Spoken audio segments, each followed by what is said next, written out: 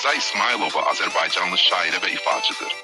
Onun Xocalının qisasını aldılar şeiri, Xocalı soyqırımının dəhşətlərini və şəhidlərinin xatirəsini yad edir. Uşaqlara, qocalara qıydılar.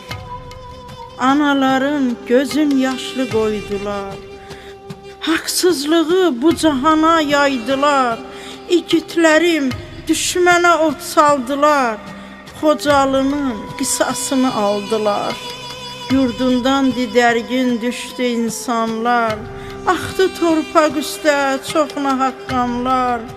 Orada şəhid oldu gör neçə canlar. İgidlər bunu yada saldılar. Xocalının qisasını aldılar. Şükür eləyirəm uca Allaha. Qisas qiyamətə qalmadı daha.